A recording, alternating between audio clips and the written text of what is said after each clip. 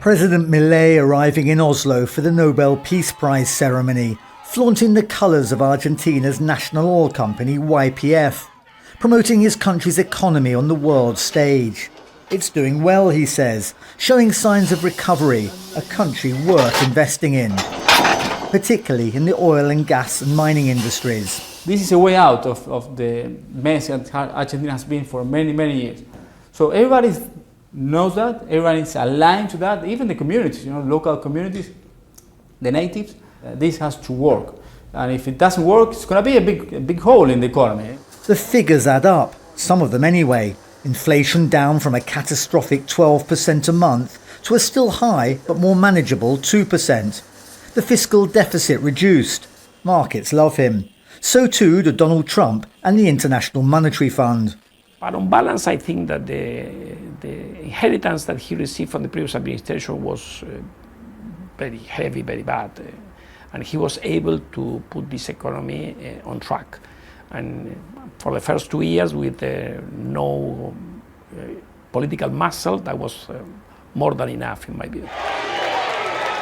A surprising win in October's midterm elections gave Milei some of that political muscle he was missing. He's now trying to push a raft of measures through Congress, including reform of what he says are restrictive labour laws. So on the right track, say some, reducing inflation and controlling the fiscal deficit to create conditions for investment in Argentina's agricultural, mining and energy industries. There will be winners, but there have already been plenty of losers. Tens of thousands of businesses closed, public spending cuts devastating the health and education sectors, regular demonstrations by public sector workers, environmentalists and more.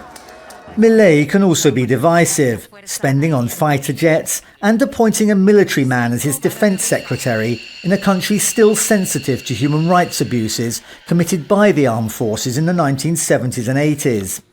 And insulting pensioners, women, the LGBTQ community and the disabled with his contentious rhetoric.